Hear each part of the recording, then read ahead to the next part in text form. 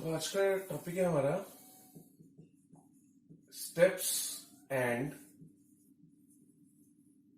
Precautions. किसके steps और किसके प्रिकॉशंस? आपने देखा कि नेशनल इनकम निकालने के 3 मेथड्स हैं। कौन कौन से?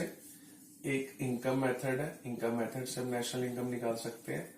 एक आपने पढ़ा है एक्सपेंडिचर मेथड है, एक्सपेंडिचर मेथड से भी हम नेशनल इनकम निकाल सकते हैं।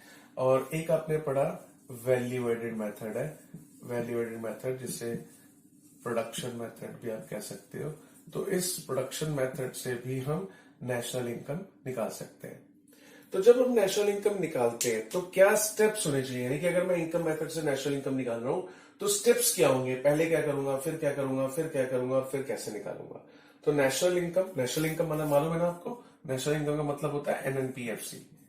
तो इसको निकालने के स्टेप्स इनकम मेथड के, ऐसे एक्सपेंडिचर मेथड के, ऐसी वैल्यू एडेड मेथड के, इसके स्टेप्स करने होंगे हमें।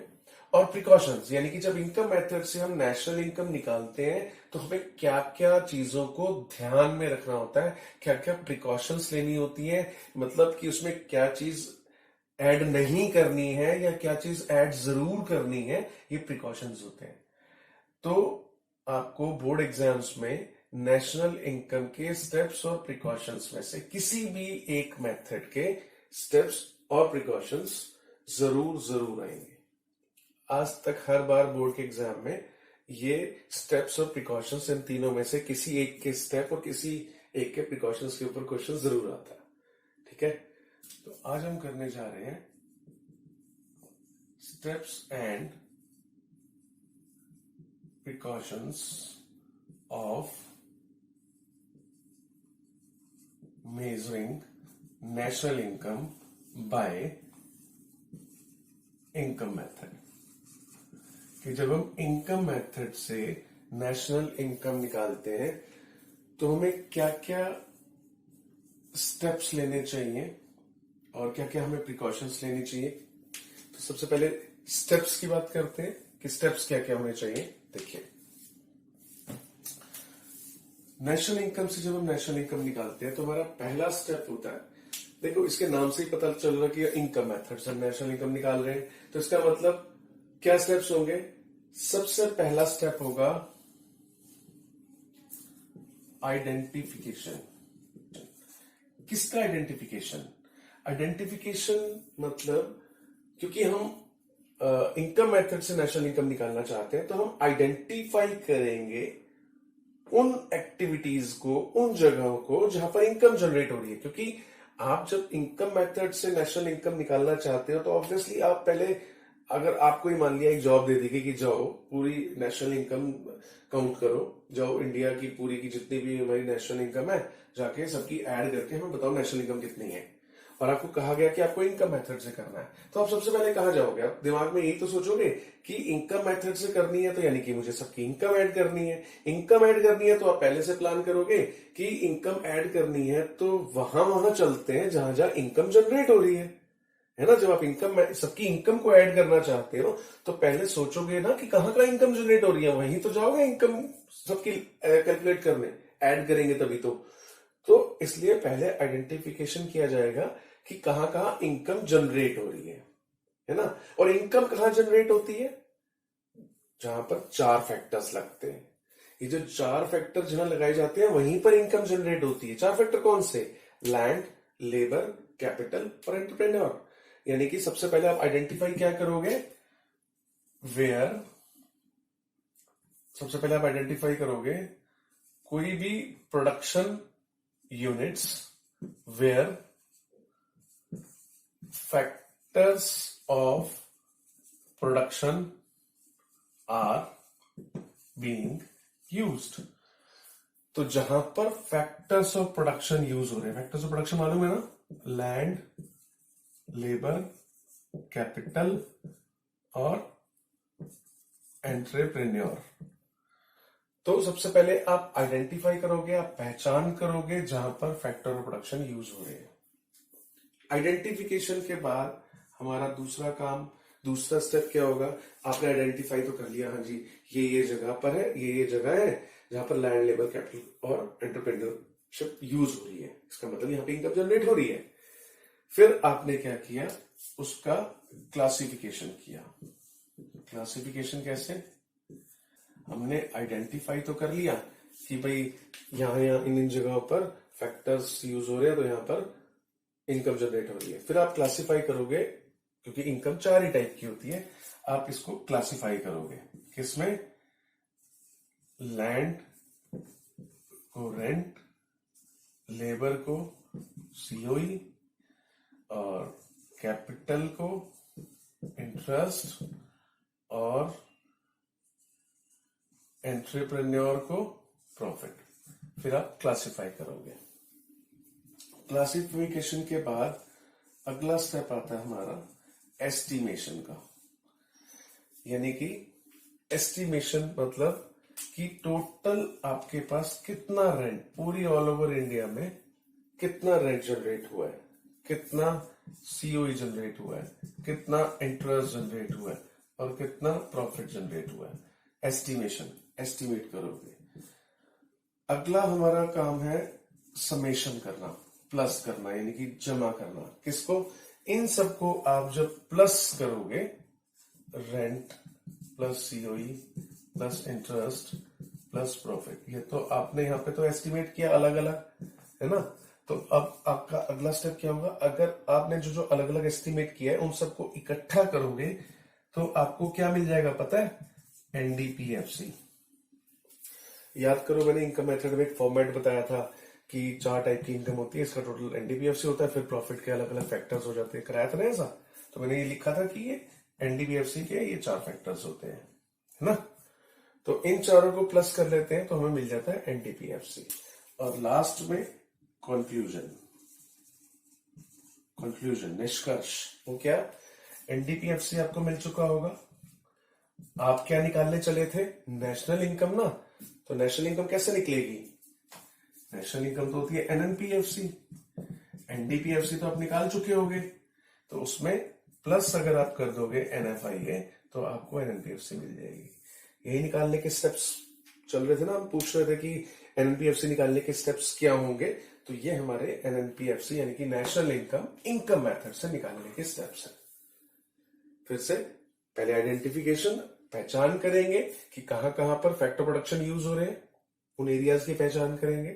फिर क्लासिफाई करेंगे कि 4 पार्ट्स जितनी भी टोटल इनकम है वो 4 पार्ट्स की इनकम है, लैंड को रेंट, लेबर को सीओई, कैपिटल को इंटरेस्ट, एंटरप्रेन्योर को प्रॉफिट। फिर एस्टिमेट करेंगे कि टोटल इनकम में रेंट कितना है, सीओई कितना है, पूरे ऑल ओवर इंडिया में इंटरेस्ट कितना जनरेट हुआ है, पूरी इंडिया में प्रॉफिट कितना जनरेट हुआ है। फिर इनको सम कर देंगे, अगर इन चारों का हम सम करते हैं तो एनडीपीएफसी यानी कि हमारी डोमेस्टिक इनकम, एनडीपीएफसी मतलब डोमेस्टिक इनकम पे आ जाएंगे। फिर डोमेस्टिक इनकम के बाद उसमें एनएफआई जोड़ेंगे तो एनएनपीएफसी यानी कि नेशनल इनकम पे हम आ जाएंगे। तो ये स्टेप्स थे नेशनल इनकम के इनकम मेथड से। 3 मार्क्स या 4 मार्क्स में क्वेश्चन आता है, तो ऐसे स्टेप्स वाइज लिखना है आपको। अब आ जाते हैं इसके प्रिकॉशंस पे।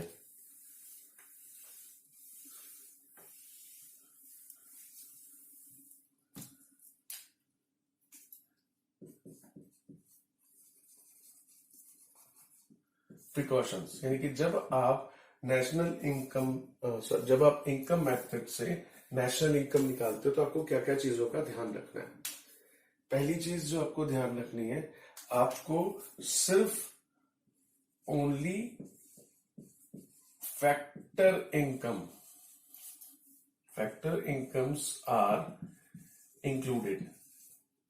आपको सिर्फ फैक्टर इनकम जोड़नी है। एक मैंने आपको बताया था 2 टाइप की इनकम, फैक्टर इनकम होती है, ट्रांसफर इनकम होती है जो फ्री फंड की इनकम होती है। ये आपको मैं 2-3 क्लास पहले जो मैंने क्लास में कराया था, फैक्टर इनकम और ट्रांसफर इनकम का डिफरेंस भी कराया था। अगर आपको याद नहीं है तो वो वाली वीडियो देखना, उसमें आपको मिल जाएगा। एक ट्रांसफर इनकम होती है, तो वो कभी भी नेशनल इनकम निकालते वक्त उसे हम ऐड नहीं करते। मतलब transfer income should be excluded। Transfer income हमको नहीं लेनी है। और इनकम मेथड में हमें क्या ध्यान रखना है, cell purchase of second hand goods should be excluded. यानी कि सेकेंड हैंड गुड्स की जो सेल परचेज होती है वो हमें नहीं लेनी होती, उसको एक्सक्लूड करना होता है। वो क्यों? मान लिया मैंने एक कार ली मैंने 2 लाख रुपए की। तो जब ये 2 लाख रुपए की मैंने कार खरीदी तो मारुति से मैंने अगर कार ली तब ये 2 लाख रुपए मारुति की इनकम में ऐड हो चुके होंगे, नेशनल इनकम में ऐड हो चुके होंगे 2 लाख। अब यही कार मैंने 1.5 लाख की बेची, फिर किसी ने इसको 1 लाख का बेचा, फिर किसी ने इसको 50,000 का बेचा, तो अब ये थोड़े ना ऐड होगा नेशनल इनकम में, क्योंकि कार एक बार जनरेट हुई है, एक ही बार फैक्टर्स को इनकम मिली होगी, क्योंकि उस कार को बनाने में लैंड, लेबर, कैपिटल, एंटरप्रेन्योर जो जो लगे हैं, तो उन सबकी इनकम एक बार, मतलब जब मैंने खरीदी तो उन सबकी इनकम में वो बढ़ गया कार 2 लाख रुपए। तो अब ये बार बार कार तो एक ही बार बनी है, इनकम को हम बार बार क्यों लें? तो इसीलिए सेकेंड हैंड गुड्स की सेल परचेज, क्योंकि वो फर्स्ट टाइम जब वो ओरिजिनली प्रोड्यूस हुए थे तब उसे हम ऐड कर चुके होते हैं, इसीलिए सेकेंड हैंड गुड्स की जो सेल परचेज होती है उसके बाद तो उसे हम नेशनल इनकम में नहीं लेते। अगर ले लिया तो एक ही बार प्रोडक्शन हुआ, इनकम एक ही बार जनरेट हुई, लेकिन ऐड 3 बार 4 बार पता नहीं कितनी बार हो जाएगी। इसलिए cell purchase of second hand goods should be excluded, वो नहीं लेना होता हमें। उसके बाद हाँ, commission on sale purchase of second hand goods should be included. हाँ, इसके ऊपर जो कमीशन जनरेट होगा वो ऐड कर सकते हैं, वो ऐड करना चाहिए हमें। क्यों? मान लिया अगर मैंने एक 2 लाख रुपए की कार ली थी, अब वो कार मैंने किसी को 1.5 लाख में बेच दी, तो मैं बेचने वाला हूं, कोई ये खरीदने वाला है, तो इसको मिलाने के लिए एक एजेंट था, कमीशन एजेंट, जो अपनी दुकान खोलकर बैठा है, उसने हम दोनों को मिलाया, हमारी डील करवाई, तो बदले में इसने मुझसे 5,000 रुपए और इससे भी 5,000 रुपए कमीशन ले ली। तो ये जो 10,000 रुपए जो इनकम जनरेट की कमीशन एजेंट ने, ये नेशनल इनकम में आप 10,000 रुपए ऐड जरूर करोगे। क्यों? क्योंकि यहां पर सर्विसेज का प्रोडक्शन हुआ है, उसने सर्विसेज दी है। मैं यहां कार की वैल्यू नहीं जोड़ने को कह रहा, मैं ये बायर और सेलर को मीटिंग कराने वाले जो कमीशन एजेंट है, मैं उसकी इनकम की बात कर रहा हूं। इसने क्योंकि सर्विसेज का प्रोडक्शन किया है, कमीशन एजेंट ने सर्विसेज दी है ना, तो सर्विसेज का प्रोडक्शन हुआ है ना, तो प्रोडक्शन हुआ है मतलब इनकम जनरेट हुई है, तो ये इनकम को हमें नेशनल इनकम में ऐड करना चाहिए। नेक्स्ट है income from cell purchase of shares, bonds, debentures etc. should be excluded। यानी कि ये जितने भी शेयर, बॉन्ड्स, डिबेंचर्स, ये सब हमारी ना पेपर मनी होती है, तो ये पेपर मनी हमें एक्सक्लूड करनी चाहिए, इसको हमें नेशनल इनकम में ऐड नहीं करना चाहिए। क्यों नहीं करना चाहिए? इसकी वजह सुन लो। कोई भी पेपर क्लेम्स, इनको क्या बोलते हैं हम? Paper claims. यानी कि हमारे पास पैसे जो है ना वो पेपर की फॉर्म में है। जैसे मेरे पास शेयर्स है, शेयर्स का मतलब मेरे पास कागज है, चाहे वो 1 करोड़ रुपए के शो हो रहे हैं, लेकिन हम उसको नेशनल इनकम में नहीं लेते हैं, उसकी वजह है। या और भी आप एक एग्जांपल सुन लो, जैसे बिल्डिंग के पेपर्स है मेरे पास। मान लिया मेरे पास एक ये बिल्डिंग है, ठीक है, ये बिल्डिंग है 1 लाख रुपए की, 1 लाख रुपए की बिल्डिंग। तो मैंने बिल्डिंग बनाई 1 लाख रुपए की, तो नेशनल इनकम में ऐड हो गई, क्योंकि मैंने बिल्डिंग बनाई है। तो लैंड, लेबर, कैपिटल, एंटरप्रेन्योर की 1 लाख रुपए जनरेट हुआ होगा, उन्होंने काम किया, सर्विसेज दी हैं, तो इनकम में ऐड हो गया। अब इस बिल्डिंग के मेरे पास डॉक्यूमेंट्स भी हैं, कागज भी है, तो क्या उस कागज के अंदर भी लिखा है कि 1 लाख, तो क्या मैं इस 1 लाख के जो कागज है, ये जो पेपर मनी, जो पेपर्स पे लिखा है कि 1 लाख की बिल्डिंग है, क्या इसे भी लूं? नहीं, क्योंकि ये जो पेपर क्लेम्स हैं, ये रिप्रेजेंट कर रहे हैं कहीं ना कहीं किसी फिजिकल एसेट को।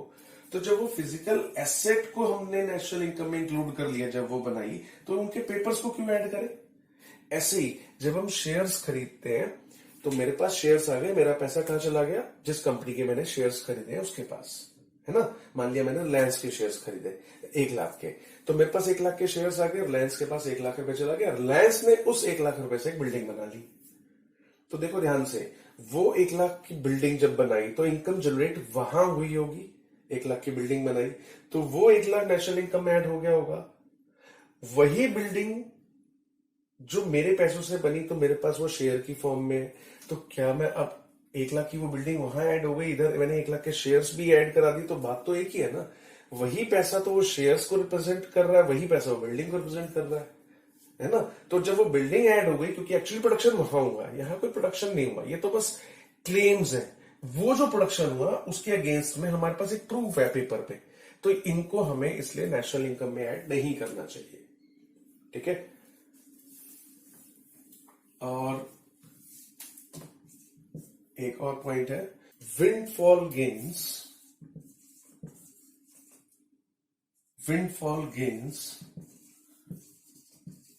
या विंडफॉल इनकम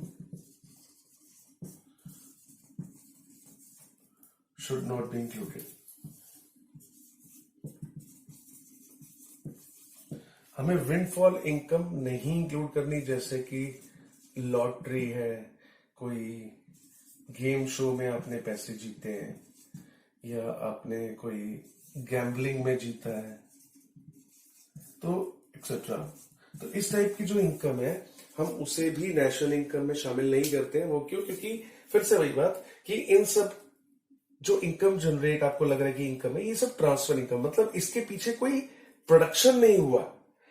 मेन आइडिया है इनकम वहां होती है जहां पर प्रोडक्शन होता है।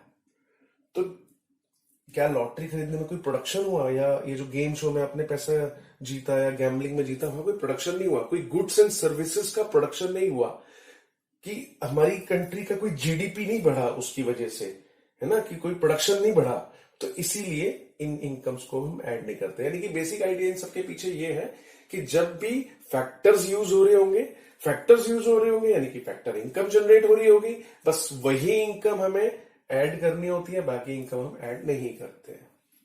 तो ये प्रिकॉशंस थे नेशनल इनकम के।